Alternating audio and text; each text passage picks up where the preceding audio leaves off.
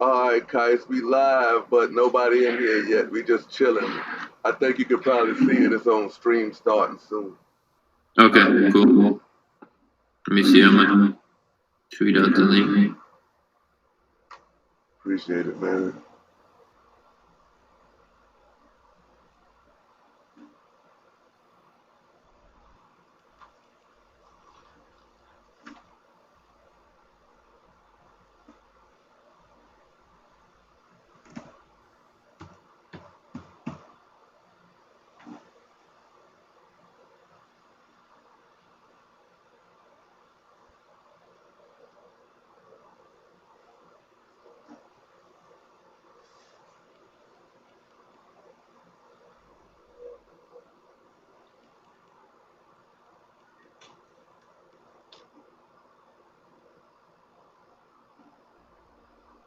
You ready? Yeah, Let's get it. I could kind of hear my echo, but Yo, yo, Skinny Gang, what's good? We are in the building. It is the town hall meeting, and we have none other, no introduction needed. Qias Omar in the building tonight for this town hall meeting. Got to give yeah, it up to the latest chat for making this thing here happen. If it wasn't for y'all, this here wouldn't be possible. Let me give y'all shout out.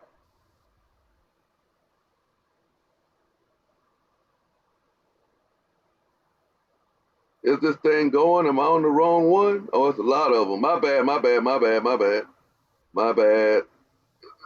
We got two going. We got two going, y'all. So my fault, man. It's been technical difficulties. So we up late. It's not my fault. I mean, it's not Kais's fault. It's my fault. So let's shout out the chat. Worst Nightmare, Salute, Geezy, No Limit, SHP, Jules, Worst Nightmare, Chicago Kicks, New World Order, and Throughout My Lodi, Ari Lee, Glenn Davis, John Wilson, Six Borough, EJ, Geezy. We are lit in here, Ari. Everybody's coming through. See if I can shut down this other one, bro. Before we get this thing started, don't want nobody confused on what's going on out here. Let me see if I can do it, bro. You don't know what we had to do. Y'all know we go live all the time, then all of a sudden, tonight, we had the problem. But Kaiser's here, we're gonna get into it. We don't want to take up too much of his time. And we appreciate him coming on to answer these here questions while I see what's going on. Two streams going. So we're just gonna get into it. Everybody will let everybody know. Kais, did you tweet out the right stream? I haven't even tweeted it out. Oh, I'm okay. literally typing it. Self file in the building, salute. And yeah, let's get it. Kais, man, you've been Yeah, on yeah. rapid fire, and we have some questions for you, man, from the Skinny Gang, and Wait, nobody is I got a question. what's going on? I could hear my echo like after I talk. You can hear yours. I don't have it up. It's probably I don't know. We're not hearing no echo. I don't think. Y'all hearing the echo out there? Hello, hello. Jada just said Oh. you got a super mic. Wait, I think it got fixed. Okay, cool. And then can they see me or is it just my audio? No, they can see you. They can see you. They can see us. All right, cool. I just want to make sure I don't like pick my boogers, so I'm Yeah, good. yeah. If you pull it up, because I think it's like two going, but if you pull it up, you can All right, let me tweet this out so that we could get some people in here, some more people in here, from my audience, and then we could start this.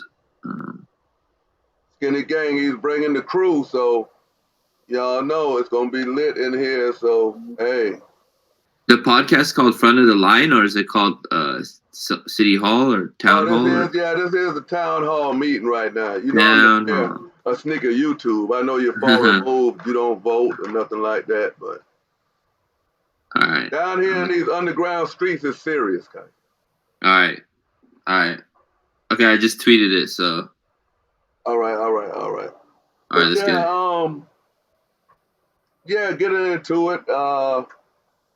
We're gonna start you off a little bit light. You know, I followed your career path, really and truly. I think you didn't really get it popping or get your focus of where you was going to like your third channel, if I'm not mistaken. And yeah. It could be the second or the third channel, because the third channel was just sneakers, but I feel like the second channel, which was the vlogs, is where I really connected with people. And what was the name of the second one? The second one is Crew TV. That's the one. Yeah, the third one is Crew Kicks. Crew Kicks was just my basically my way of jumping into the sneaker YouTube world. Okay. Yeah. And Crew TV was your main channel. Crew TV was like vlogs and stuff like that. But you just put sneakers in your vlog. Yeah. Because it's my life, you know. So it's like anytime I buy a shoe, it would be part of the video or something like that. Okay, so coming up, you're 30 now. So getting into the sneaker game, when did you start? I've been into shoes since like, I want to say I started like really getting into like sneakers like middle school, early high school days, like 02, 03, 04, 05. But I wasn't really collecting at the time. I was just trying to always, you know, just have sneakers for school and, you know, have sneakers to match my outfits, rocking like Echo and Fat Farm and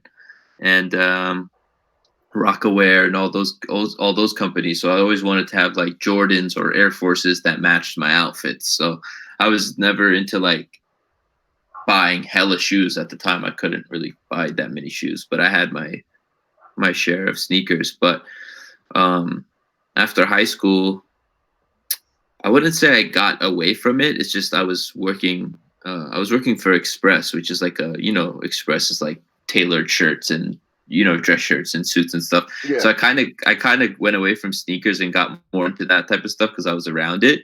But then I quit that job and then I got a job back at Nike, and that's when I'm like got back into it, and I just started just buying shoes again and just getting more into it like I used to. I always paid attention to it, but I wasn't buying it like I was in high school, and then it just kind of just kept getting bigger and bigger, I guess. But I've always been into it, but I don't know. It's always a debate of when you became a sneakerhead and when you started collecting. I think I just started collecting like 7, 8 years ago, but I've always been into it since I was like in middle school.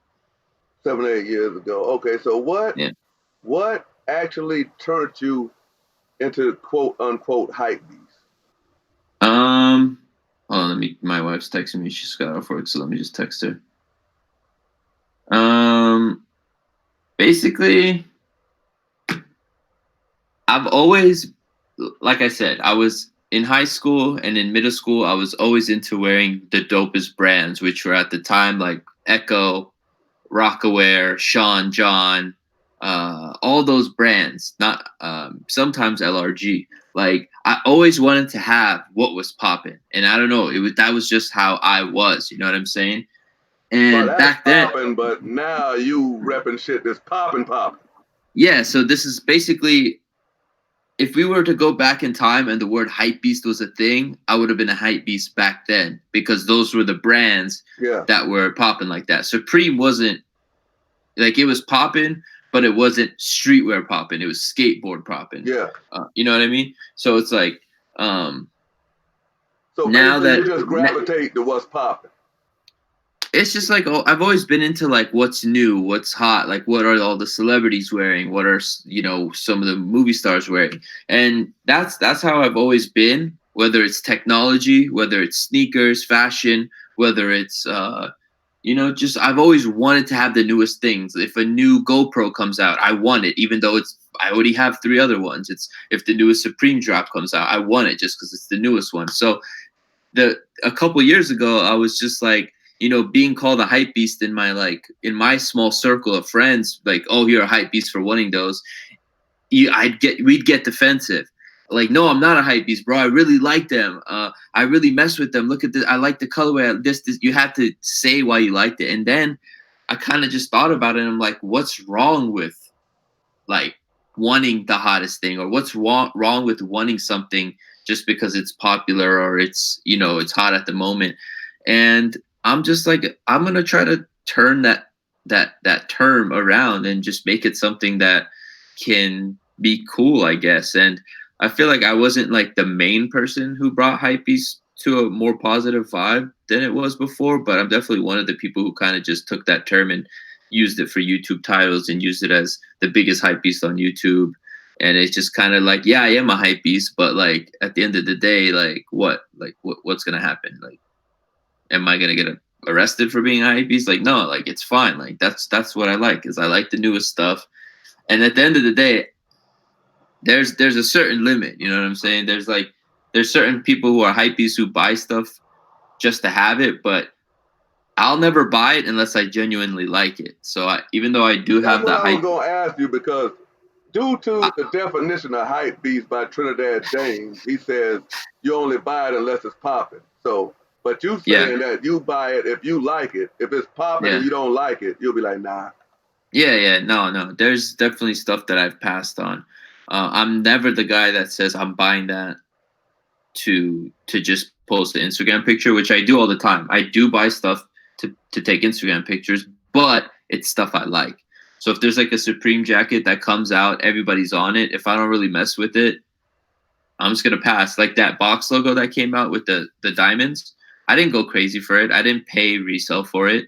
I waited till I got an opportunity to get it I basically got mine for free, and I copped it. I didn't rush to take a photo with it. Like I got it like 2 weeks after because I didn't really care for it. Like even though that's like one of the most hyped up items of the whole year. You know what I mean? It's a freaking Swarovski box logo. If I was a real hype beast, I would have went and bought that the first day, paid whatever price, went and took a picture, never wore it again. I just waited. When the opportunity came to get one, I got one. It is what it is. But if I You're on a wanted, whole nother level than me right now. I don't understand exactly what. yeah. But So I know basically, it's expensive. I know it's some hype shit. yeah. Now basically, I'm a hype beast when it comes to just wanting the newest and dopest stuff. But I'll never be a hype beast, and I won't be a hype beast towards stuff that I don't mess with. So I'm not gonna buy stuff just because it's popping. I'll buy it because it's popping and I like it. Which people Well, probably people still probably think I'm crazy for saying that, but that's just it is what it is. well, let's address this culture vulture tag that you got. And I Yeah. believe a culture vulture, the label would be like eating off of the culture. So I guess Mm-hmm. they're saying that you're not really a sneakerhead. You just see that sneakers was popping and you gravitated towards it and you benefited off of it. How do you answer those charges of being a culture vulture? And do you see yourself as being one? Nah, definitely not a culture vulture. Like I said, man, I could send you pictures of me wearing sneakers, Cherry 12s when I was a kid, um, and a whole bunch of other Jordans in high school, Dub Zeros, bro. I used to wear the white and orange Dub Zeros. I had Spizikes. I had shoes that weren't even limited. I couldn't even get the limited. I've always been into it. I'll I know certain people in this industry who literally I wouldn't even label them as a culture vulture, but I know that they literally came into this market just because they saw an opening. But for me, it's like I've been into it, and I will admit to the part where I saw an opportunity to do sneaker YouTube because I saw other people doing it and I saw them getting opportunities. I'm like, hey, I want to get these opportunities too. But the thing about me is like, hey, I want to get these opportunities because I'm the same person. I'm the sneakerhead. I'm buying the shoes. You know what I mean? So this whole culture vulture thing is I feel like it's from people who have never watched my videos past 2016. Like if you go back to my vlogs and my old Instagram posts, I've been like into sneakers. I've been into Jordans and Air Forces and all this stuff. Like I just never put it on YouTube. I never thought about putting it on YouTube. And then I started to test it out and I saw that my audience was growing and that's what they like to watch. And I'm like, all right, I got to do this more. If something works, you're going to do it. You know what I mean? So I didn't, but I wasn't like, I didn't know anything about it, or I just wasn't a sneakerhead. And I said, oh, I'm going to become a sneakerhead to make money. Like, no, that was never the case. So, you was brought up in the Bay Area. Yes, sir. So with your upbringing, because I noticed you say you was rocking Dub Zeros and stuff in school. Was that because those are shoes that you wanted, or was that what your parents was like? Yo, you getting these Dub Zeros? No. I was pretty fortunate to my parents. What you want? Yeah, I got what I want, but I wasn't getting everything I want. Like I would only be able to go get a pair of like GRs from Champs or Foot Locker, but I was working for my family restaurant, so I was in high school cleaning I just literally go in at nighttime, sweep the floors, and get like $20 a night, and I'd only go for like 3-4 nights a week. So I was making money here and there, but my dad had me on an allowance. And I think the most sneakers I had at once before I had my own official job was like maybe like 15. Yeah, it was just like Dub Zeros, was like some low top 13s that I could remember. I was really on like the Jordan 19s. I had like 3 pairs of those. Jordan 20s. I loved the 20s. The low top 20s were fire to me. Yeah, the low top 20s was all right. With MJ's face lasered on the back. Yeah. See, I don't talk about that stuff because nobody cares about that stuff, but I know about that stuff. Like, yeah, you know, the thing is, like, when I do talk about like Jordan 19s, Jordan 20s, when I talk about all the older stuff, it's like it goes out of one ear and goes out the other for all these people. But when I talk about, oh, I need the Travis Scott ones, oh, you're a hype beast, blah blah blah. But like when I show that I'm not really like I'm really into it, they just ignore it, and that's how it is with everyone, and that's fine. That's part of life. Is people will only point out the negative. All right, let's crank up the heat a little bit, Qias. Let's do it. You got a podcast now. Yeah. Postponed. Looks kind of similar to other podcasts such as mine. Do you watch other shows before you put this podcast together? Did you fact how a podcast is the same from everyone. Like everyone's podcast is the same format. You know, you get microphones, you interview people. So how is that similar to anyone else's if it's literally the same throughout every single podcast in the world? So all right, let's get into it. All right, well, a lot of people would say that my platform is structured around altercation, beef, etc. And when you came on with the podcast, we noticed Ari and Blake. Yeah, they had a little beef, but it was totally different because Blake probably was only worried about if Ari hits him in his nose and his daddy has to put it back together for him. But it's real beef down here on this side, and I was just wondering, was you like, hey, yo, these guys down here, it's real serious. Maybe if I bring it up to Hollywood, maybe this thing here, you know, I can sell it with these guys on my show. That's where the comparisons come in. And as far as the OS Teddy video, I felt like I broke the news first. Broke the news for what? About him getting sued. Oh, I don't know about that. I mean, I maybe you did, but I didn't hear about that. I know about your podcast because you told me about your podcast. I never made a podcast because, I saw someone else was doing it. I did a podcast because I I just wanted to make content that wasn't edited, like just unedited raw conversations with random people. Well, now the differences I do say is yours is recorded live and then you post it, whereas mine is recorded live off the cuff. Like it's Yeah. No, I mean, definitely respect to you and all the other podcasts, except like one or two of them that I don't really fuck with because it's just a bunch of idiots. But yeah, fuck Complex. no, Complex cool. I fuck with Complex. Everybody but Trinidad. I fuck with Trinidad. No, I never started a podcast because I saw other people doing it. I just started a podcast because I wanted to do like raw conversations. I freaking edit so much. I said freaking. People know that inside joke.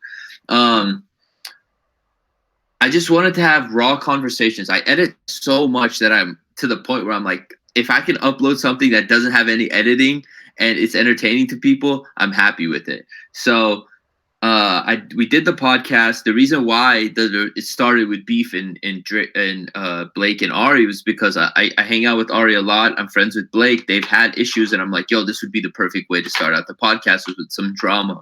You know what I mean? So it's like we didn't fake the drama. It was something that was already happening, and both guys wanted to address their side without uploading it on their own channel. So I was like, all right, let's do it. Let's start this. I had already purchased the mics. I had already started everything as far as like starting figuring out where I want to do it and whatnot. And also on top of that, I've been thinking for months and months now what I could do with that Crew Kicks channel, because that Crew Kicks channel, I haven't uploaded on it. I haven't uploaded on it for a year. So I wanted to do something with it. So the idea of a podcast has always been around, but then this was the chance to like finally do it. But for people to say it's similar to other podcasts is kind of like, that's like saying, I don't know. It's like it's generic. Like a podcast, you interview people. But I understand your side of saying like your podcast is for like the beef and whatnot. But well, it's not really for that. But I'm saying when it jumps off, it jumps off. Yeah, definitely. But my intentions were never to like, But I mean, I already didn't like somebody taking a picture with his hands in front of his face, and Blake obviously didn't give a damn because he was like, he did it. It wasn't no shot back at him or whatever. Yeah. But I'm pretty sure everybody is familiar with the beef. But we got it's all squashed now. Oh, it is. Yeah. We had anybody get hit? Nah, nobody got hit. The thing is, people don't understand. People get hit down here. Yeah. I'm sure, man. You're in Atlanta, really. Right? But no, not really. They don't really get hit, but a lot of threats be thrown to get hit. Yeah, I feel like there's South Carolina. South Carolina. Okay, there we go. Yeah. But yeah. Okay, we got another question for you, Qias. It's no secret that you're of Afghanistani descent, and the question is, are you a racist or do you just play one on YouTube? Because we never could mistake Tony for being Blau. That's an insider. Oh, you're saying I'm a racist as far as I don't want to say that I'm Afghan on my videos? No. We're just saying, are you a racist? They're saying that, we're saying that the darkest person we ever seen you hang out with is Tony. Nah, hell no. We wondering if that just coincidence or is it a trend? How could I be a racist if my idol are African American, like Kanye, Kobe Bryant? Like those are people that I literally look up to. Like but we definitely can't mistake Tony for Blau. We know that. Come on, bro. I got a Muhammad Ali pop right next on my table, bro. Salute to Muhammad Ali, the greatest of all time, man. No, I'm not. I'm not a racist at all, man. It's just the people I hang around are people that I've connected with and who I have relationships with. It doesn't matter about their skin color. It doesn't matter where they're from. It doesn't matter about their religion. If I have a connection with someone, then that's who I'm going to be hanging around with. I hang out when I'm with Bull, I'm with Bull. You know what I mean? When I'm with Tony, I'm with Tony. When I'm with who else? Like I don't know. I've never even heard anyone call me racist before, which is kind of weird to me. But you don't watch me, Qias, too much. you don't watch the show. Yeah, dude. It's probably coming on around about say 6 or 7 your time sometimes. So you probably but no, I'm definitely gonna start tuning in a lot more because I want to see some of these conversations. yes, definitely. But yeah, now that I'm not racist at all. Tony is the homie. He's probably one of the closest friends I have in this whole YouTube thing. Cause Tony, bro, he just keeps it real, and I respect that Yeah, he's a more funny than guy. anything. I So learn something new, different every day when I hear about it. wait, so does Tony not get like? Does Tony lose points for being like light skin? I guess, or what? No, Tony's Like, like the Obama of YouTube. Like you look at him and he's everybody. oh, okay, yeah, But all right, cool. was the no line at your booth like the video to show everybody like I like black folks too? Because you had Bull No, and unknown vlogger in there. They no. kind of dark.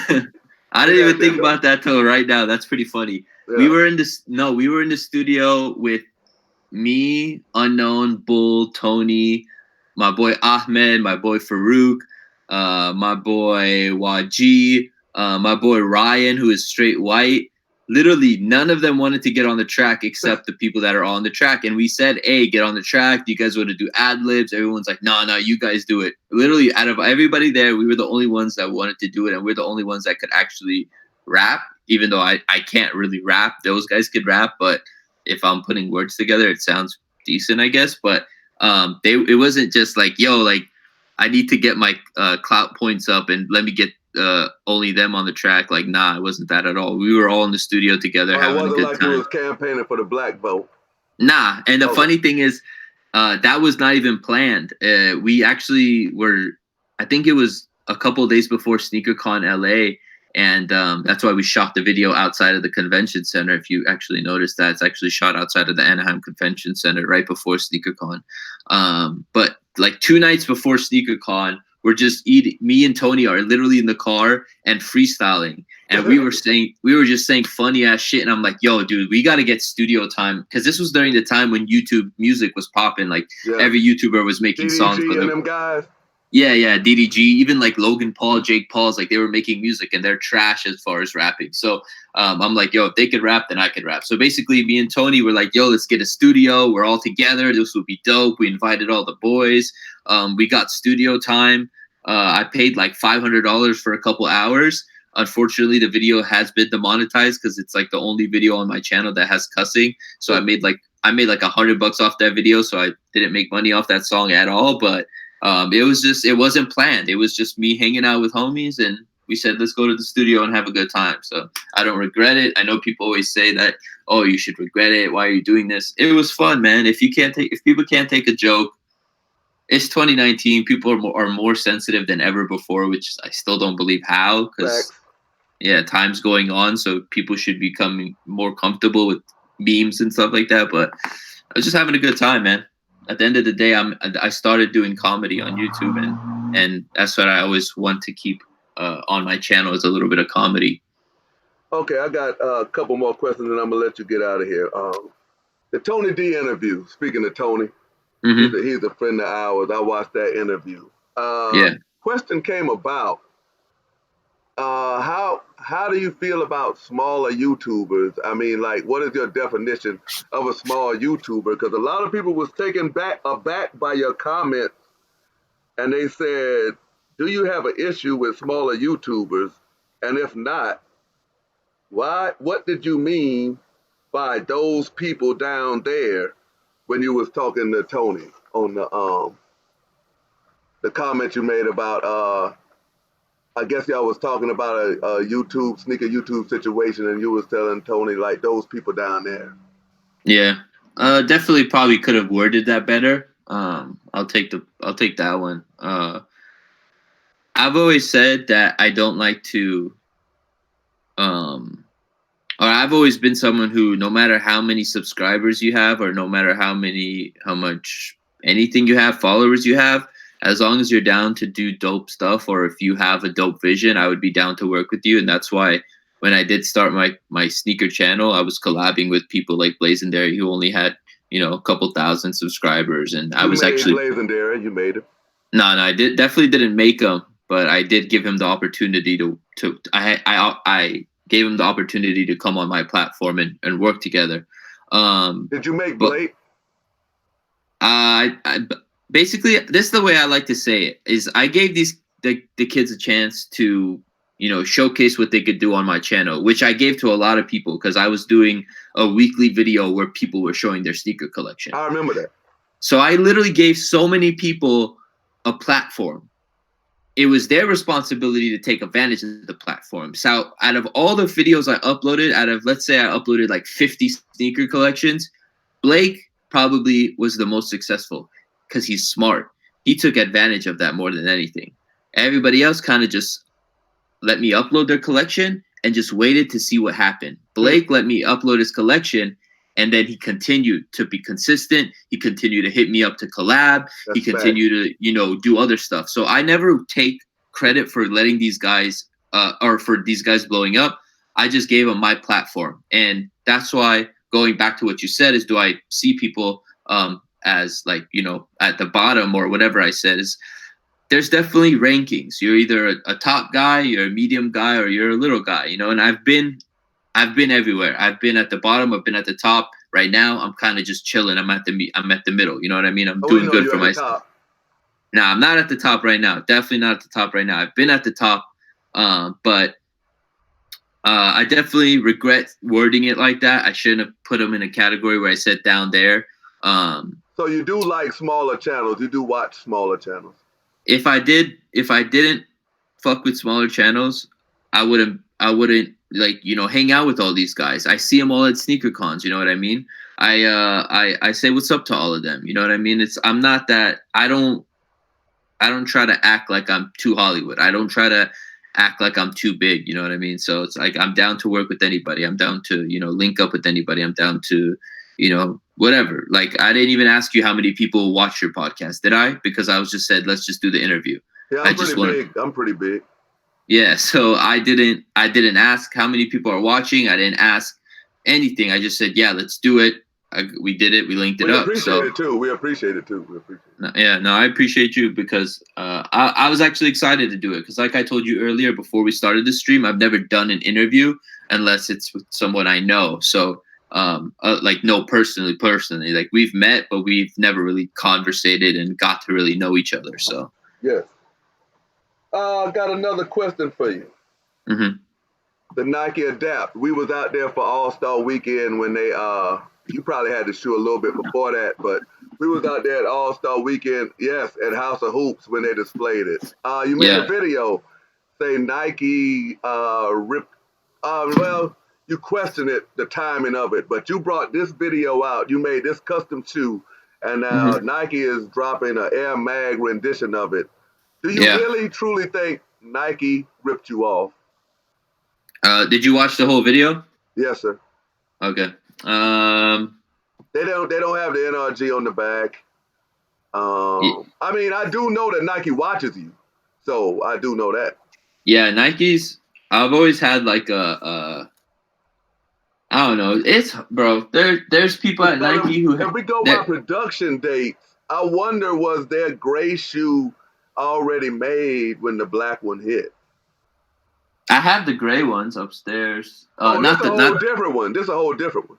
Yeah. I thought you were talking about that second gray one. Now you're talking about the okay. Yeah, we'll find out next week when the production date was. Okay.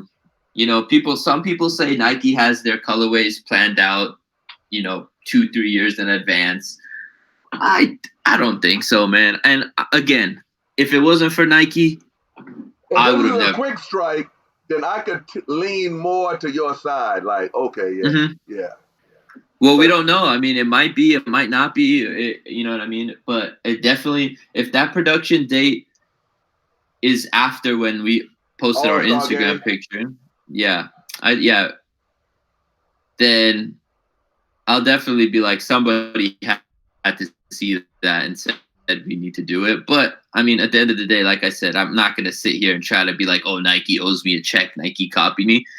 That's the title, man. That's the title. There's question marks on there because I'm just answering the questions. Literally, I haven't got this many DMs and tweets about something in a very long time. Like, and it was to the point where I wasn't going to make a video. And then literally 24 hours later, I'm like, all right, I'll make a video because so many people are asking me. It's like, I'm not going to respond to every DM. Let me make a video. So I made the video. And I don't think Nike copied me. It's just like it's like a little reminder, like, oh damn, this shoe's inspired by the mag. Why are we not making a colorway? Look how popular this custom was. Right. You know what I mean? And they might not even know who I am. They might have saw it on Nice No, they Kicks. know who you are. They know. They might have saw it on blogs. They maybe not, like, you know what I mean? It's like all it takes is one screenshot from someone that works at Nike to send to another person to be like, yo, let's do this colorway. Okay. You know what I mean? Okay. So it's like it could happen, but then also it could have been pre-planned. You know what I'm saying? If the production date comes out and it was before we made the custom, then I'm gonna say, like, Nike, good job. You should have released that as the first colorway, because that would have built the hype up way more. You know what I mean? Is it going to be limited? I don't know, man. I don't know. Probably more limited than the other colorways, but even the other colorways, it wasn't like they're mass produced because they're not sitting on shelves. I mean, it's just like, you know what I mean? That shoe's confusing. I think the price point pushes a lot of people away, but I mean, it is what it is. Definitely. Okay, we got to touch on the damn D situation. Because, damn D. He made the video about your car wrap. Yeah. Did it piss you off? Nah, not at all. I think of it as like Damn D's making videos to entertain his audience, and he's giving his honest opinion. And at the end of the day, maybe a couple years ago that would have pissed me off, but at the end of the day, I didn't make the car rap for everyone to love. I made it because that's something I wanted to do. You know what I mean? And whether he's judging it or someone else is judging it, I gotta respect that. You know what I mean? So it's like when I make skits making fun of other sneaker YouTubers, it's like it's comedy. You know what I mean? It's entertainment. I'm not going for anybody's life. And that's something with Damn D is like people down here be going for people's life, guy. Yeah, I know. I know he does, but I'm pretty sure he would have gone for my life if I had responded back and said something personal to him. But those lines were never crossed. So one thing I respect about him is he didn't cross that line, and he kept it about comedy of the car. He didn't like the car. He made fun of the car or whatever, making fun of my content. He doesn't cross the line. He's not talking about families. We're not talking about anything personal. So I've never met him, but I have no problems with the guy. I mean, I've watched some of his videos where he's roasting other people, and he be going in, but it's because the people he's going in on either responded to him and said something that pissed them off, or you know what I mean? I don't know. I see some of the beef that's going on between him and other people, and I'm just like, I can't keep up. There's a lot of stuff going on. I don't know what's real. I don't know what's fake. I don't know. It's like its own little world, and it's so interesting to me. But like, I'm gonna be honest, guys. I haven't seen nothing down here fake yet. I tried to do some fake shit, but it was like, man, this shit here is fake. You know what I'm saying? But it's a whole different world, man. I mean, hey, bro, salute to you. Yeah, I appreciate it. Let me see if this is. Oh, got another question, man. The direction, your direction in the future. Congratulations. From my platform to you, I know it's late. You've already put a plaque. But your direction, you got a second channel, 500,000. You got this one here, should be probably approaching 2 million soon. So what's the direction? Are you looking more into now, like commercials or more bigger things, like maybe a bigger production, maybe? Yeah, definitely. I see a lot of opportunity with like the streaming world. Not live streaming, but like, you know, Netflix and Hulu and Facebook Live and our Facebook's platform and stuff like that, how they have the original series.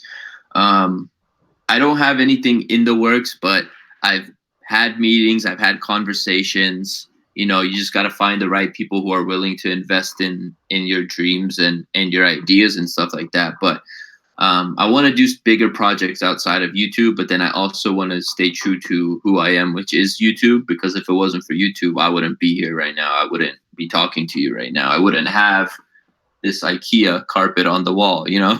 That carpet.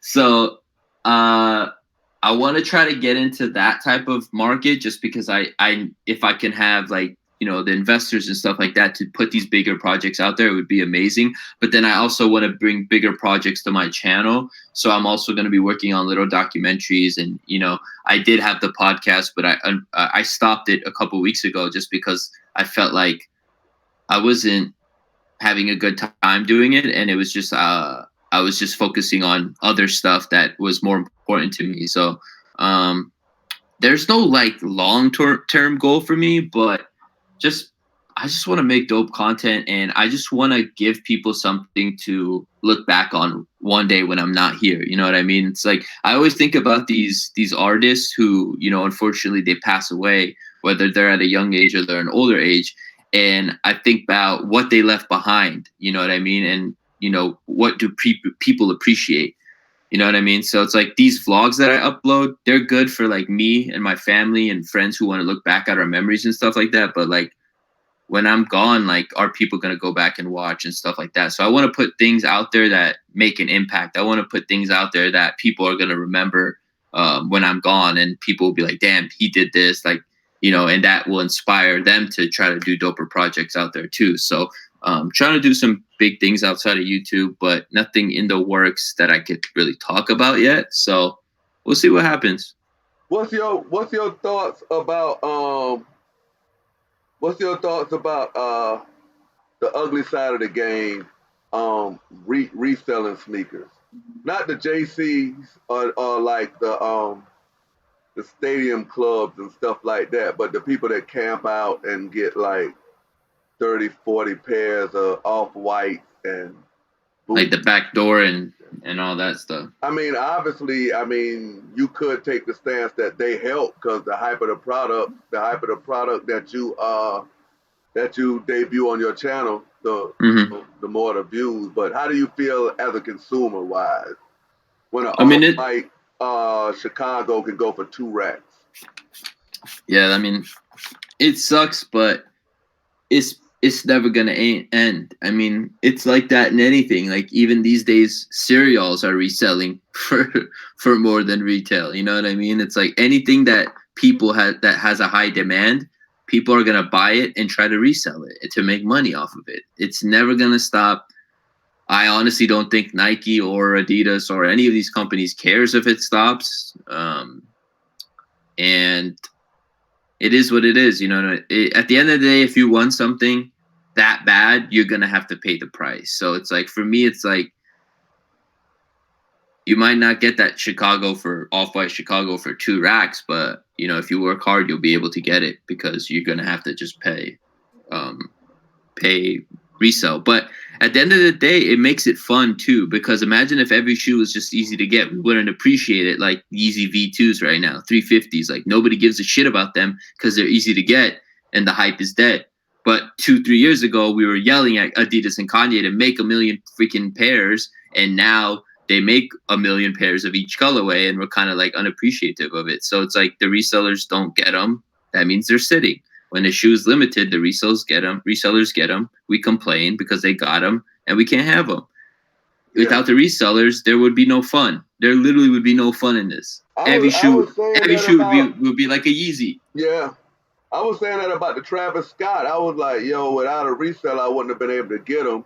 But then, like, I guess it's like, if you fortunate to pay resale price, then, like, don't rub it in the face of the people that can't, I guess, or don't be like, I got 3 or 4 pairs of a shoe that, you know what I'm saying, you want or something like that. But, yeah, I see that side of things, but then it's also like, when someone else is flexing that they have something early, or when someone else is flexing that they have 100 pairs of something, I take it as motivation. And I don't think people see it that way because people don't think that way. I feel like people just a lot of people think in a negative way. It's like when I go back to before having hellish shoes, I used to look at like people like Perfect Pair. He had everything. And I didn't take it as like envy. Like I wasn't like mad at him. I took it as motivation. Like, damn, I want that one day. Yeah. If you got the opportunity, if anybody got the opportunity to buy 10 pairs of Travis's for retail, they're going to flex it. most people are gonna flex it, whether they're keeping them or not. Yeah. Or most people are gonna go out there and buy them. Nobody's gonna be like, oh, I'm not gonna buy 10 of them. I'm only gonna buy one because I want other people to get it. Unless it's like your homie. Like if your homie's there, then you might be like, all right, you can have one. But take it as motivation. That's Would just you I'll buy give 10 it. for the crew kicks? Nah. Why would I need to buy 10? Like, no, no. I'm saying, would you, if you had 10 in your crew and you was able to get 10, would you buy 10 and sell them to the crew for retail? Yeah. Of course. I always look out for them. Okay. I never make the homies pay resale. I gave Tony the Fear of God sneakers for retail. I was just about to bring that up. Yeah, those were going for like 500, 600, 700, 800 at the time, and I'm just like, yeah, just give me retail. I just bought a retail. I'm not making a few dollars is not important to me. It's about taking care of my boy. You know what I mean? And one day he might take care of me. And you know, at the end of the day, it's all about just having that mutual respect for one another. So that's fact. In the end, it's Tony again. Yeah, exactly. Always Tony. Yeah. Hey, Damn D's in the chat. He's saying, "What's up?" Oh, well, good. What's good, Damn D? You know what? I was looking forward to seeing him at SneakerCon Houston because he's from Houston, right? Yep. And I did not see him, so I heard he was there, but I didn't see him. I want to meet him. Like I want to meet him. So Damn D, next time I'm in Houston, we gotta link up. Or I think it would be an interesting video of me and Damn D sit next to each other and just have a conversation on camera. I think people would like. Send him the link. Do you want to talk to him? Yeah, you can add him in here if you want. I don't mind. Dude, I'm about to send you the link, my brother. And yeah, Qias, after this, thank you for let me see how to add him on this shit, because we on some different shit. Add him on this bitch. And Qias, you can feel free to cuss on this, cause for sure. Yeah. I know it's a break. It's a break for what from what you're used to. Yeah, no, I mean, I but shouldn't even be. Everybody likes to come over here and just cuss, like even Seth, he'll get an F-bomb off over here, like, you know what I'm saying? But yeah, D, I sent you the thing. So yeah, Qias, basically the Skinny Gang appreciates you for coming through and doing this town hall, and you've answered all of. Somebody donated. They said, what is your stance on Chappelle Hainan? Do you know what Chappelle Hainan?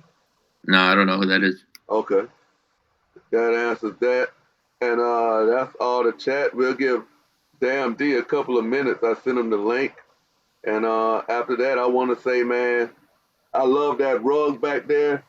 I gotta show a lot of my Muslim friends this rug, because I want to see, you know, they're gonna be like, oh, that rug. I don't think that rug meant to be prayed on. Would you take that to the pilgrimage? Nah. You wouldn't? Nah, this is different. This is like a regular rug, not like a prayer rug. So. Oh, okay. Yeah. Definitely, man. D, the link's been sent to you, man. I don't Damn, D's getting ready. He's going to do some workouts right now before he gets on the camera, so he could look extra swole. Yeah, he is. He about to get in and talk to you.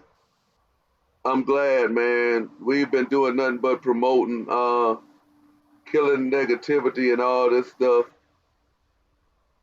And yeah, it is what it is. Somebody just donated again.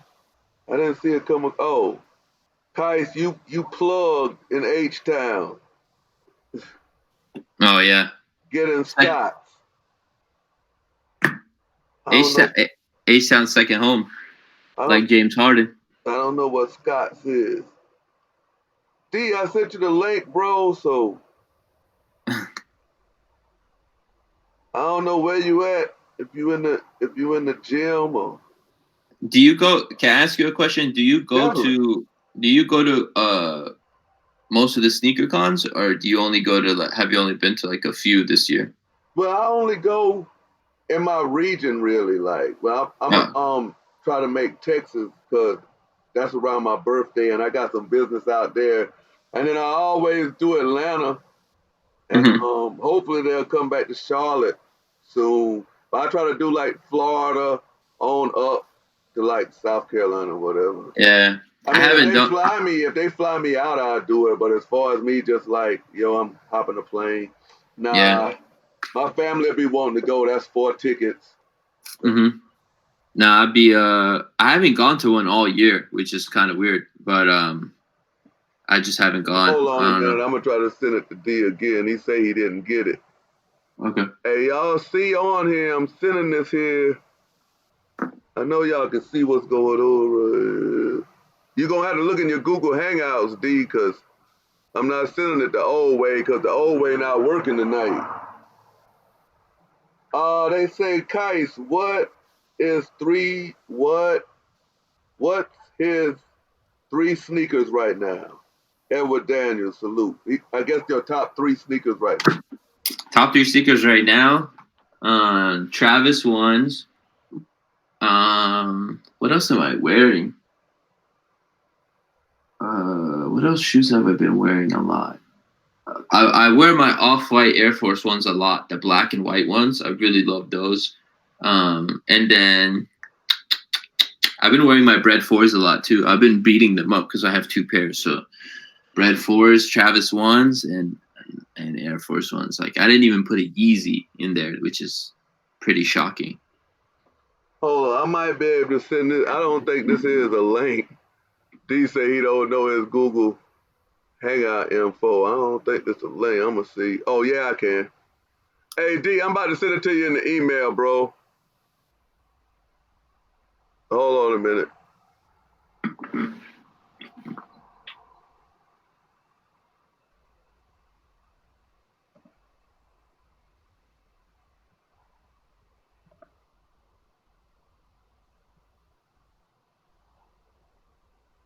Just send it.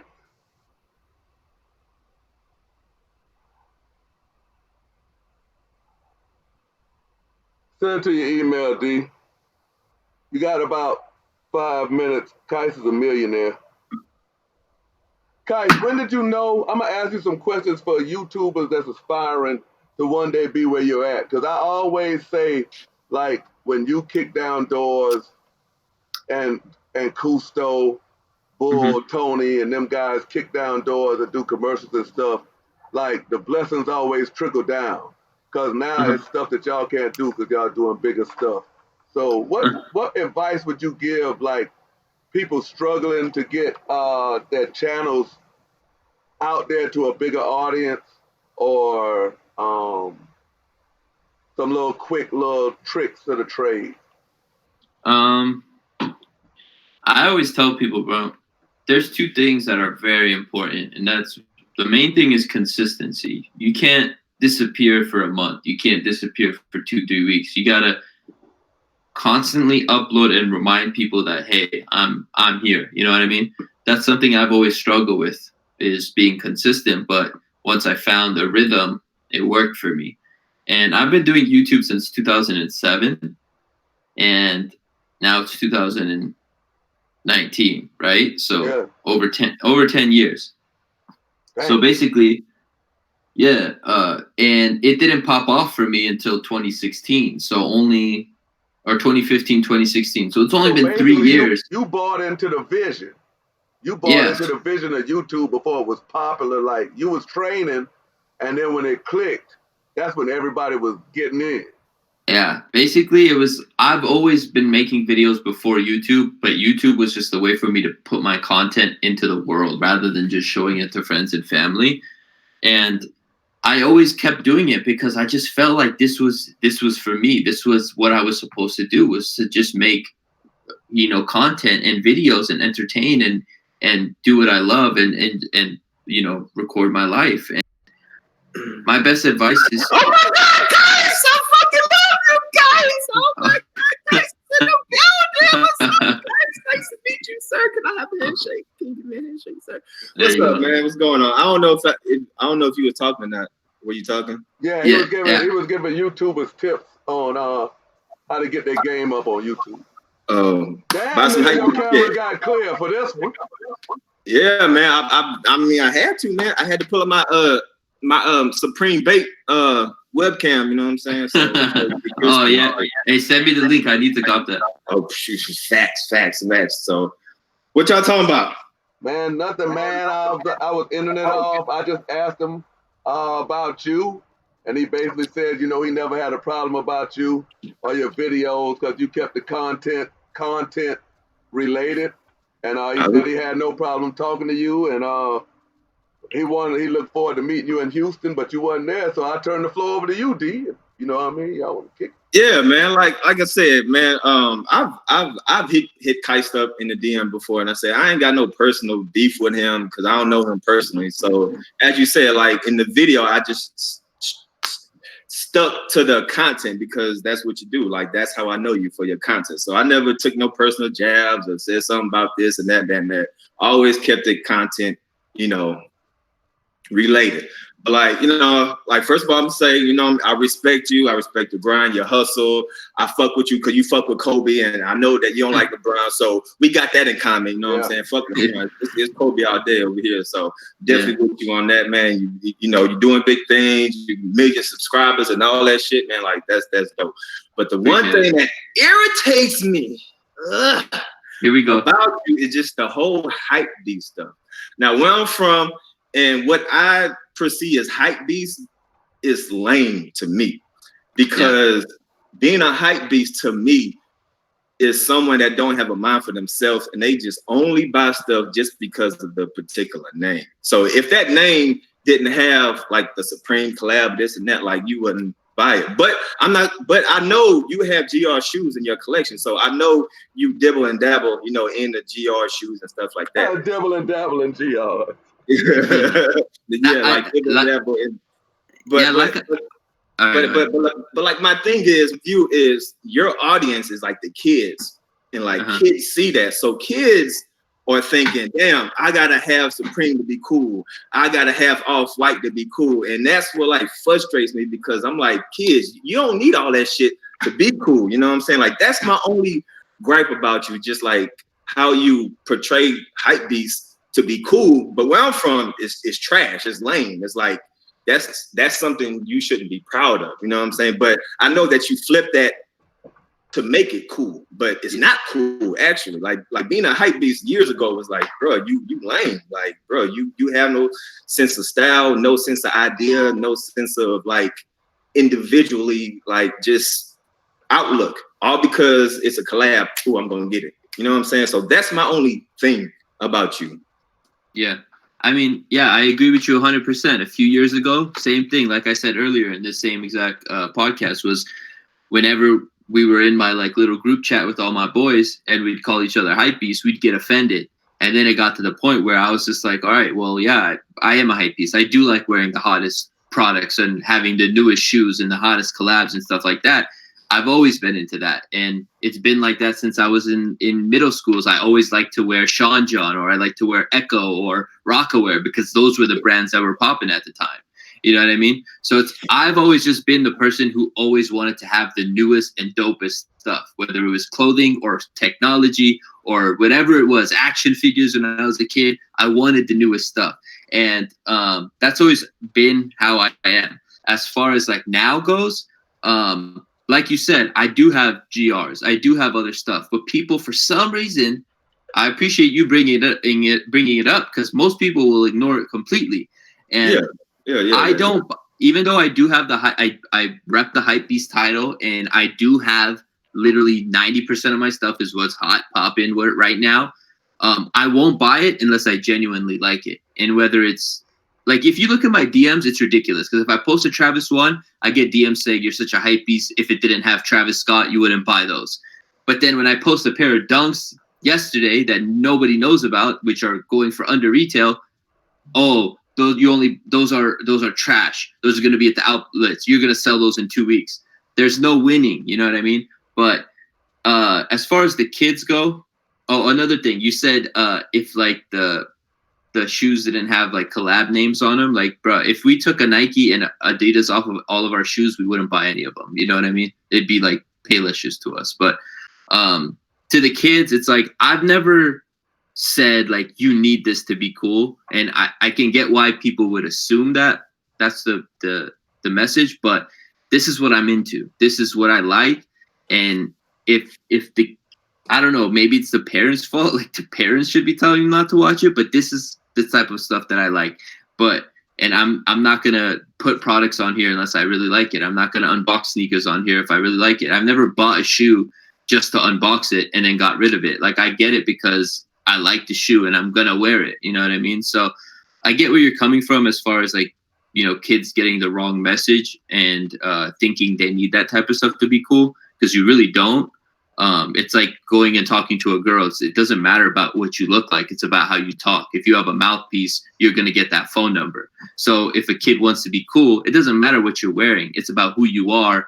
And maybe I need to spread that message a little bit more. So I would appreciate you like, you know, kind of like, you know, mixing it both in, be like, you know, you know, I buy this and that, but you don't have to have this to be cool. You don't have to have this to feel like you need to be accepted in the sneaker world. Because at the end of the day, I always say, buy what you like, fuck the hype. You know what I'm saying? So, you know, but I just know like your fan base is just probably like, you know, kids and, you know, people, teens and stuff like that. So they probably look up to you more than they take advice from their parents and stuff like that. You know what I'm saying? Because like everybody's on their phone, you know what I mean? Everybody's on their phone, just you know, on their phone, and that's like just one thing. Like take consideration sometimes. Like try to just like mix it in. You know what I'm saying? Like try to give the message like, hey, this is cool, but you ain't got to buy this to be cool. Like you can still go to goddamn Forever 21 and buy a $10 t-shirt and still look as fly. You know what I'm saying? Yeah, absolutely. No, I respect that a lot, and you know, as I get older, I start to see the impact I can have, and that's why the premise behind your crew box logo tees, where you could grab your stuff instead of Supreme. No, not at all. That's actually my homie's company. Okay. Yeah, and he had this idea where you can literally, because, bro, like if you go to Forever 21 or H&M, they have their own freaking fake box logos. Like everybody makes box logos. Kith has a box logo. You know what I mean? Like everybody has a box logo. Hey, it was speaking of that, it was real funny when you made the video about the Nike thing, but then your shirt had the croup kicks. Supreme little thing. I was like, Hey man, I just woke up and I was like, I gotta make a video. I was sleeping in that, but you know what I mean? That's a whole different subject. But it's people get mad about that too. Is all my merch and stuff like that. But it's like, bruh, Supreme's a million dollar company. I'm just one guy who makes merch in my house. Like, if I get a cease and desist from Supreme, I'm framing that shit. You know what I mean? So it's not like I don't have a clothing brand. I'm not in retailers. I'm just a YouTuber making merch. So I don't know why people get so offended. People want to know before you go, are you in talks? You probably can't talk about it now, but Will that be the end all, the be all, a Qias Omar Jordan brand collab? Would that be like, yo? That's a dream come true, man. There is no talks with any brand right now. I've had talks with brands and they backed off. Surprisingly, I'm not gonna say which names, but they don't see us like that, bro. It sucks. They don't see us as creators. They see us as marketing tools. They see us no matter as how many subs you get. Nope, it doesn't matter, bro. It's all about relationships. You in the Cash Nasty commercial. Yeah, I mean, I've been in commercials. I've gotten crazy opportunities. Foot Locker, Puma, all these brands. Jordan brand sends me stuff that it blows my mind. But again, they don't. Not just Jordan brand, but everybody in a whole. It's about one person or a couple people in those companies that see you as a creative rather than just an influencer. That's why I kind of am starting to really hate the influencer term, is because, you know, it's look at people like, who can I like? I'm trying to think of somebody who has like a sneaker collab who's not an influencer, but they're more of like Aaliyah May, like she's into fat. I don't even know what she does, to be honest with you. That's why I was saying, why can't you get one? No disrespect to Aaliyah May, because obviously. Yeah, no, she's killing it. Like, yeah, she's killing it, but like, it's I'm sure it has to do with who she knows too. Who does she know at Jordan Brand? And I know people. I even know. Who does she know at Jordan Brand? You know what I mean? It's all about connections. It's all about like friendships and stuff like that. And I know people at Jordan Brand, and I'm not gonna be like, yo, when am I getting my collab? It's just like when the opportunity comes, when the right person is like, yo, let's do this, then I'm gonna be like, yeah, 100%. But whether it's, I would be down to work with Puma, I would be down to work with Nike, Adidas. I've even hit up brands like, yo, let's work together. They don't respond, but it's all about who you know what I mean? I feel like these brands don't look at us as creatives. They just look at us as influencers, and it is what it is. That would be a great thing that happens if I ever get a collab with Jordan Brand or any other company, and I'm not going to complain about it. I'm just going to patiently wait until that time comes, and hopefully it comes. Believe me, we rooting for you down here, man. We just want you to hear our voice when we appreciate it. Hey, you got something wrong? Yeah, I got. D. It's LA. It's LA, man. Oh, that's you. Yeah,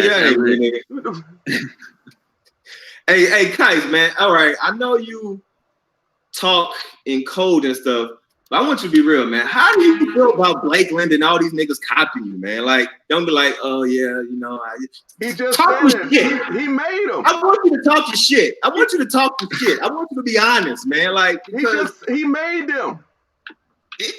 Facts. And hey, bro, I know that you was kind of finessing Blake a little bit because I think he sold you those Yeezy Red Octobers. So like you was like kind of cool, and I'm like, damn, I could probably get him for these Red Octobers if I put him in a video and stuff. You know what I'm saying? Like, come on, guys, come on, bro. Yeah. That with that whole situation, quickly he had like 3 pairs of them shit. So I was like, yo, sell me one of them and let's do a video. 3.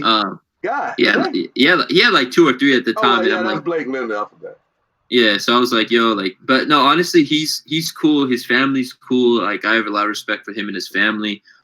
It's just I've told him straight up, like, yo, if you're gonna copy people's ideas, whether it's mine or whether it's Harrison's or whoever's it is, it's like you got to give credit. You know what I mean?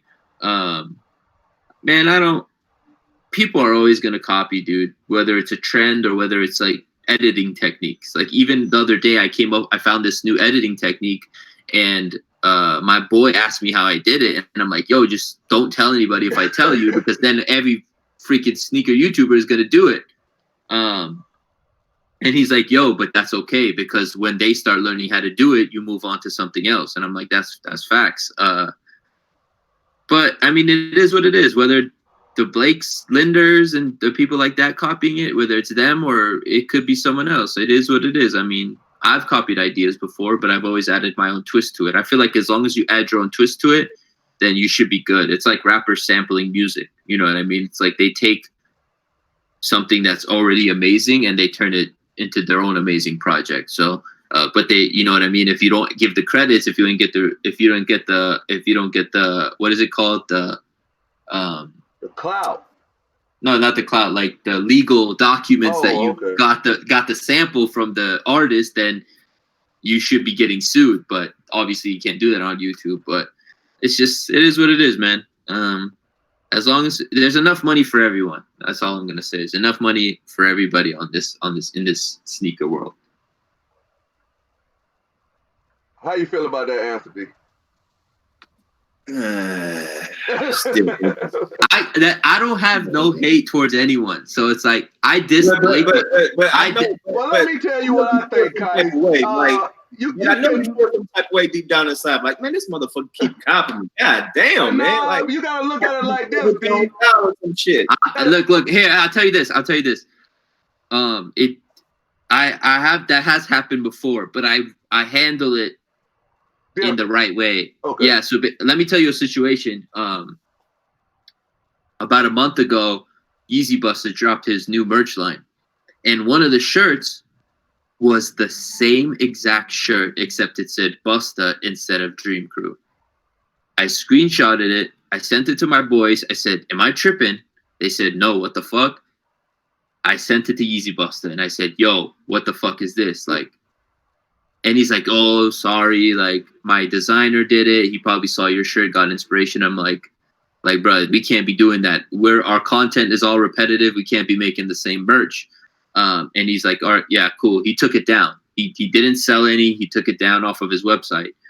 I handled it the right way. Yeah. You know, I didn't go make a video. I didn't go tweet about it. I didn't go fuck Easy Buster. I was upset. I was upset because I just felt like us, it might have been videos knocking on the house. I was upset, but it was like I was upset because to someone else, when they watch all of our videos, right now the whole thing is that it's so repetitive. Sneaker YouTube is all the same. If our merch is all the same, it's even worse. So it's like we got to be creative in that way. And maybe we are ripping off Supreme logos and stuff like that. But if we're all ripping off Supreme logos, then we all look like clowns. At least let one of us look like a clown, you know? But so let me ask you this, man. I appreciate you coming through. I'm definitely going to take this and continue to put in the work. If I'm in Cali, can I get on the show? Yeah, of course, 100%. I said my podcast is open to anybody. It doesn't matter who you are. As long as you have something to bring to the table that we could talk about that and we could promote your channel or whatever it is, I'm down to do it. Now, like I said, I haven't done it in a few weeks, so hopefully I'll have it running by then. But one thing I do want to do is I want to take the podcast to SneakerCon, which has been done before by the homies over in Detroit. I know they did that before too, so I gotta give respect to them. But if I did bring podcasts to SneakerCons, I would do it out like in a separate room. I wouldn't have it in the convention just because I don't want to have all the noise in the background. Yeah. But I might come to Dallas SneakerCon. I'm not sure yet. I haven't gone to a SneakerCon this year, but I might go to Dallas SneakerCon next month, right? Yeah, it's in June, like the June. end. June 20-something, 29th or 22nd, one of them. Yeah, so if I come out there and I bring my equipment, we could definitely set something up. Even you, Damn D, if you pull up. Are you pulling up? I don't be in no damn SneakerCon. Come on, bro. We can. I said right before you got on, it's like we and you need to have a video where we just talk. Y'all do. The podcast is the best one. That will be lit. No problem. Yeah. No damn. I mean, shit. Oh, we can do that somewhere. I don't know. Just like next time you come to LA or something, or next time I'm in Houston. All right, cool. Yeah, I don't like SneakerCons. Just little kids and all up in your face and shit. Like I don't. That'll annoy me, honestly. I mean, well, everybody in the Skinny Gang chat knows that, Qias, you'll fly me out to LA for this show. It will be the biggest show. I got you. Hey, I got two questions. That's it. Now I gotta talk about this damn car rap. All right. I thought that car rap, it was like, I thought it was just real corny and cheesy. But I know why you did it for YouTube, for the shock value and shit. And like I'll be honest with you. It wasn't what I pictured. Like when they sent me the mock-up, it was way different, bro. And when you invest $4,000 into something, I spent $4,000 on that cause wrap. And when I saw the final product, I'm not gonna be like, "What the fuck is this?" in front of everybody in the cameras. So I was like, it was supposed to be half and half, but the whole other half was supposed to be cause, not just the little top of the roof. And when they showed me the mock-up, it was way bigger. And then when I saw it in person, it was kind of like, but you know, I had invested so much money. I actually invested a lot of money into that because I not only bought the wrap, but I bought the shoes, which were another couple thousand. And then those shoes go for damn near like $400 now, $500 now. At the time, I paid like $4,000. Yeah, shoes really done decline. Yeah, so at the time, like I liked it and it was cool, but I really didn't love it the way it wasn't the way I'd envisioned it. So that's why I didn't really care when people made fun of it. Now the Off-White one is the perfect. Like I fuck with this Off-White rap so much. I love it. I don't care who makes fun of it. That shit is kind of dope. But that cause shit, I was like, man, what? Fast forward to the cause shit. The cause was trash. Because I watched the videos. I watched the videos, guys. Fast forward to the cause shit. Now I seen you went in. I don't know. I think you went into the mall, and then you came out and you was like, "The fuck! Somebody done fucked up and vandalized my rap." Did you really just pull the rap and be like, fuck it, I'm glad this fucking rap? No, dude, no. Somebody actually did vandalize your shit? Yes, and somebody has vandalized my Off-White car too, but I didn't make a video about That's it. fucked up. Yeah. Somebody broke. Hey, look at this. I was at the Nipsey Puma party. Rest in peace, Nipsey. I was at the Nipsey Puma party. I've never told anybody this on social media or anything. I'm gonna just put it out there so you guys know I'm not lying. I'm at the Nipsey party. I valet park my car. Valet park. When I come back, they bring my car. I start driving. I'm like, this motherfucking window's down. Like, it's cold. I'm trying to put all my windows up, but you know how you can hear the window open. I look back, my window's broken. Fuck. This was like 2 months ago. Cooch wants to know what mouse was you using in your Nike video. The last one? Yeah, the one where you got stolen. He wants to purchase it. Oh yeah, this is just the Apple trackpad. It's like basically what's on the laptop, but it's like like one that's not connected to the laptop. Just because it's my laptop, I like to put it a little further back, so I use this. It's expensive though. That shit was like $150, man. They taxing. What's your next question, D? Well, shit, I just thought of another one. One thing I want to address with you is I remember like when I made my video about you, I think you responded, but you didn't directly respond. But you was like, people use your name for clickbait and for title and stuff. I'm like, nah, that's not the case, because I know that you have used like Rice Gum and like people like major vloggers and stuff like that. So it's like you kind of you do the same thing as well. You know what I'm saying? So I just want to point that out. But what the fuck I was gonna ask? Oh, how you feel about people getting caught with fakes? Like, do you think people on YouTube, like, you know, if they're resellers and shit, like if they get caught with fakes, like, if you're a reseller and you get caught with fakes, you're done. If you're like a sneaker reviewer, I'm not mad at it, because whether you buy your shoes from StockX or whether you buy your shoes from Flight Club or whether you buy your shoes from a homie who has a plug, you never know, man. You literally never know, man. And I'm fortunate enough to where I've caught one fake that I got from a company, and I made a video about it, and that went viral because I literally filmed my unboxing and I noticed that it was fake. But I'm fortunate enough to none of my other stuff has been fake. And other people, bro, I don't, unless it's fake and they know it's fake. If they don't know, then it's fine. But if they know it's fake and they're trying to flex it, then it's like, all right, like, you're a goofball. I know the whole Scoop situation is something with fakes. I don't know. Actually, I don't even know most of it, but I just know he had something involvement with fakes. Yeah. Well, it's like say for instance, like say like if a YouTuber, you know, they sell shoes, resell shoes, and they get caught with like 2-3 fakes and shit like that. Like how do you feel about that? Like, do you think they should be on YouTube, or do you think they should be exposed? Like, you know what I'm saying? Like, what if that would happen? I feel like they should, first of all, man up, and to their word, they should admit they're wrong.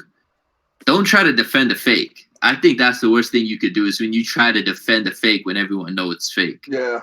I think like if you're reselling shoes and you get caught at least 2-3 times with fakes, you gotta stop. Like, you gotta find another job.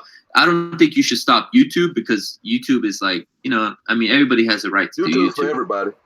Yeah. So I just feel like you gotta stay in your lane. You gotta because at the end of the day, it's like you might made a little bit of money, but you fucking someone else over. You know what I mean? And that's bad. Like, especially to your audience. And that's like if I were to ever sell something and I didn't know it was fake, and then somebody, a fan, like an audience member of mine, bought it and they found out it was fake, I would have given them their money back right away. And I would have been like, yo, just throw away the shoes. I don't even want them shits. Like, it's just, you can't do that. And I don't know, has somebody done that? Because I don't even know what's going on. If that's like, there's a couple people that did it. Yeah, damn, guys. Yeah, but hey, I'll be glad when I get to that level where I don't have to even goddamn look down. Nah, Tony be filling me in on a lot of this stuff. I know who's beefing with who, but it's to the point where I don't know why they're beefing. Like, I know Damn D got beef with like Unbreakable, right? I think I ain't got no beef with nobody, man.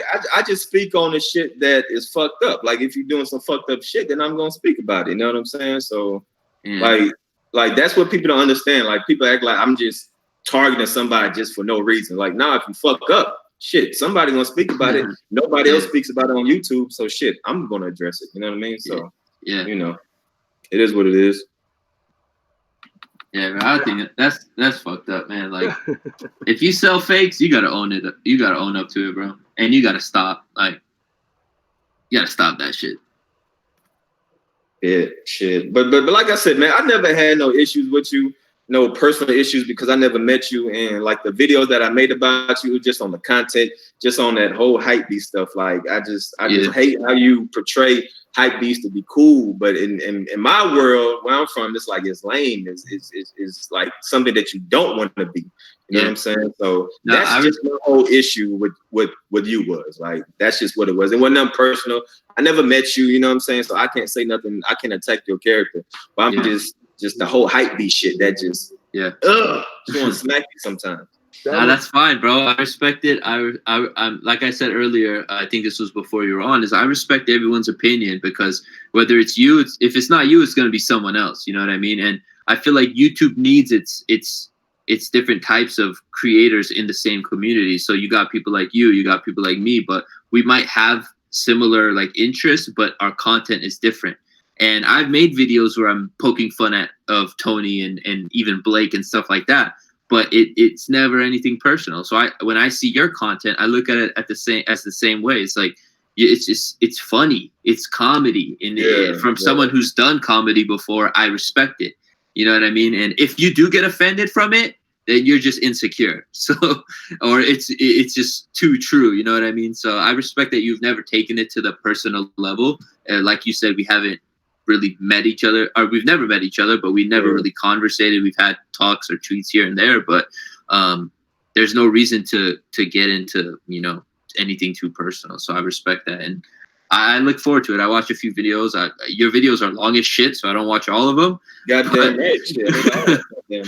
All my damn ass. Yeah, but I watch it, and I usually go to the timestamps down below, see what people are saying, and you know, I'll click on it and watch the funny shit. But it's dope, man. I think sneaker YouTube needs that. You know, it needs that guy that's gonna call people out on their bullshit. With the Blake Linda thing, Qias, we know you just turned 30. Are you keeping him as a friend? Got anything to do with his pops can keep you looking 25 going on in 40s? Hell no. I'll never do any of that. Oh, okay. Hell no. Because it looks like he has a lot of Botox going on, even though he won't, you know. You know what's funny is my girl, she I get a lot of headaches because I edit, right? She's like, oh, you should do Botox. It actually it's good for headaches, like it prevents headaches. And I'm just like I'll never, no, I can't do that, dude. I could barely take a needle when I do like something at the dentist. I can't do no needles in my face. Like, hell no. Hell. I just mean Blake's face be so tight. Look like you. He's young. Y'all tripping. He's young. I know. Zsa Zsa Gabor. Now he's it's funny because he gets brought up in every single thing I do, and it's like, as much as I don't want to talk about it, but it's like he sets himself up for it sometimes. And I think people, I mean, what are you supposed to do when you're born into a family like that, you know? Yeah, it's like, of course. You definitely don't feel bad for that. You know? I don't feel no type of way about Blake, but I definitely feel like he's a culture because I don't believe shit that he's playing. Like, I don't believe that. I don't believe that he was into sneakers until he saw Qias, and then he saw Qias doing it. It's like, oh, I'm going to do it. Like, he ain't no like he went and bought his whole collection just to be on my crew collection. Yeah, basically. But when you got money, just like what's my man over there, Billionaire Kicks and Ben Kicks and Benjamin Kicks too. Yeah, my man over there in Saudi with the raps, you know, with all that, he got like a vault full of kicks, Air Mags and shit. Yeah, well, look at him though. Look, he's not into it anymore. So I feel like he's not. Nah, I he doesn't I really. haven't heard about him too much. Yeah, he doesn't really give a shit, and But that's my little. That's my little bro. But he's like, for him, it was a business opportunity. So you guys can label it as a culture vulture, but like for him, it was just business. And you know, he had the celebrities around him who were interested in sneakers, so he'd show them the sneaker collection. So that was just his way of like Floyd Mayweather, all them guys. He was just capitalizing off the. Yeah. Okay. But he has a million things going on now, so I don't know what he's doing. Hey, people say that you voted for Trump. I haven't voted. I've never voted in my life. Okay, I see people like Qias, people saying that Qias love Trump or some shit. Nah, fuck no, dude. I fucking hate that guy, dude. I don't ever talk about politics, but I still cannot believe that we fucking elected a reality TV star. Hey, E-Double said, blaze a couple up, Qias. Huh? He said blaze up a gut. Never mind. Oh, smoke? I don't smoke. I don't smoke. Yeah, man, definitely, man. Oh, one more question. Now, I don't pocket watch people and stuff like that, but it's kind of like 2-in-1 question. Like, do you feel it's a need to tell people how much you spend on shoes? Like, no, but people like to see it. That's the thing. That's the reason why I do put it in my titles is $100,000 or not $100,000, $1,000 sneaker unboxing is going to get more views than sneaker unboxing. People want to see, or people like to see, including myself, because I watch like these mansion videos. I take it as motivation. I like to watch mansion videos. If a mansion is worth more money, I'm gonna click on that faster than one that's worth 100,000. You know what I mean? So it's like if you're looking at car videos and you see a video that says $10 million Ferrari versus $1 million Ferrari, which one are you gonna click first? Shit, they're both Ferraris. Exactly, but one's worth 10 million, so you're gonna wonder why that one is worth 10 million. You're gonna want to know why that one's worth 10 million. So that the money aspect is not to flex; it's to interest the viewer. It's never about flexing. It's also a little bit about knowledge because you want to give people to understand. Like if you're reviewing it, if I'm showing a Yeezy, I want to put the price in there so that the person that's watching the video, if they're interested in that Yeezy, they know what it's worth. Because then if they go search it up and they find pairs that are going for that much, let me correct myself. If I review a Yeezy, or if I unbox a Yeezy and it's worth $1,000 and the person's watching it, if I don't put $1,000 in the title and they go search for that shoe and they find a Yeezy and it's going for $89, it's fake. They're going to buy it because they don't know about it. But when they see my video, they're like, oh shit, that's worth $1,000. Why is it only $90 here? That's when they start questioning it. Yeah. So it's just people don't think like that. But me, you know what I mean? Like I understand what you're doing, but you know, I just see, especially like the bigger YouTubers with the 500,000 million. Like y'all always put the amount of money y'all spend, but I know why y'all do it. But are y'all like flexing? Like just be like, this is how much money I spend. And on top of that, I ain't trying to like count your money, count your pockets, and nothing like that. But do you feel like the money you spend on thousands of dollars of stuff, do you feel like you make money from YouTube? I mean, like, I know you even it out, but do you feel like you waste a lot of money because you spend it on so much money?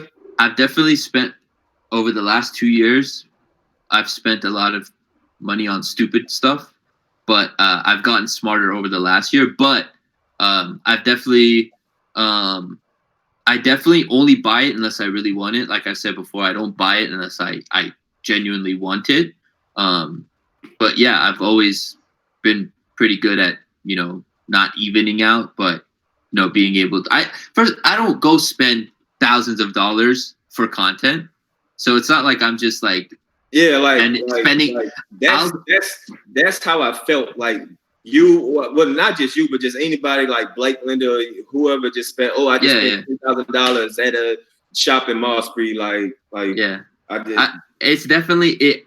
I do that when I'm actually gonna do it. I don't do that just for a video. So when I do it, it's not like I'm losing money because I would do that anyway. And these are like personal life decisions. Is can I spend that much money on something like that? You know what I mean? So I've been good, man. I don't think there's ever been a situation where I've spent hella money and been like oh, I only spent that for a video. I'm not going to make that money back. I think the only time that I've spent hella money and it literally didn't really pay off was the fucking car wrap.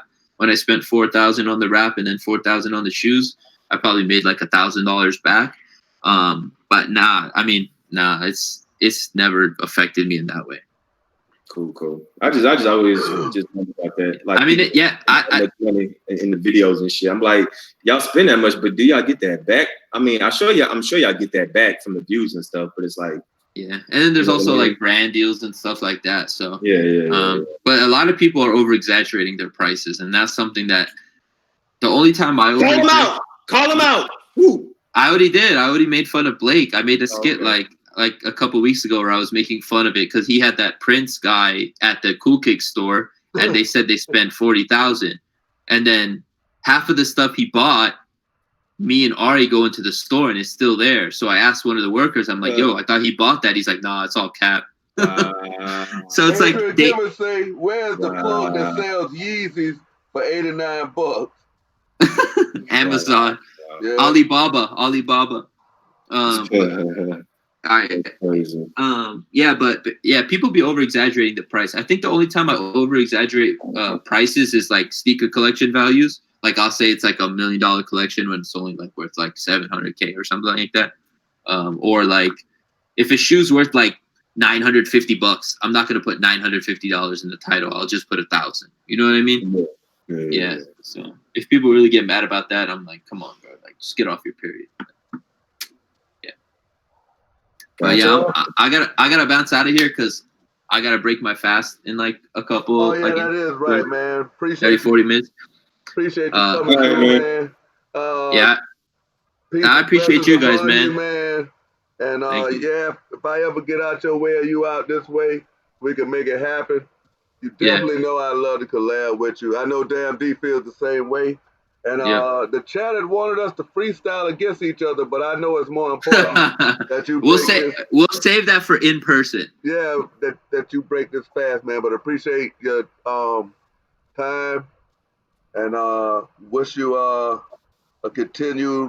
blessed Ramadan to you. And Thank man, you. appreciate you, bro. Yeah, no, thank you guys, man. I had a good time speaking to you and Damn D. Hopefully we all do get to link up soon. I'll be in Dallas, so if you guys are there, we'll definitely link up and do a podcast or whatnot, or just hang out. I like to just hang out and grab some food or whatnot. But thank you for giving me a chance to just speak my mind, clear my name on some stuff, and I'm down to do it again. So maybe I'll pop in one of these when you guys have a few of the other people in here too. Don't cap with us, Qias, now. Don't cap with us now. I'm telling you now, the chat gonna be like, "Yo, Qias, where you at?" I'm down. We'll do it again. I don't know when, but we'll do it again. I appreciate you coming on, D. I appreciate you. And yeah, man, it is what it is. Skinny gang, what's good?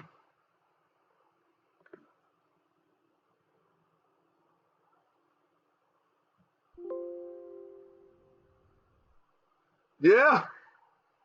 So there y'all have it, man. Qias showed up. Salute to Qias. I couldn't really see y'all because I was on a different format, man. The other one was messing up. And I had to just come out of that and do stuff. I don't know what was up. It's showing up on the fucking screen, but it's empty. But we couldn't get it on like that. So definitely, again, I want to thank y'all because without y'all and us having a voice down here, this might not have never happened. Salute to Qias for coming through and answering all the questions. Salute to Damn D for getting on. This was their first time ever having a conversation. That was epic. It was no beef and no malice. And hey, we got a good understanding. We introduced Qias to the hood portion of YouTube a little bit. You know what I mean? When he goes back and watches the chat, he will know why we're going to be lit. And when we make it to where he's at, we won't forget where we came from, man, because we're going up there together, though. So we do have a front line coming on in probably around about a half an hour to an hour. Bundles hit me up. So I just want to thank everybody for coming into this town hall, and y'all will get y'all bars on the front line. You know how I do it, and love y'all guys. Salute. We out of here, man.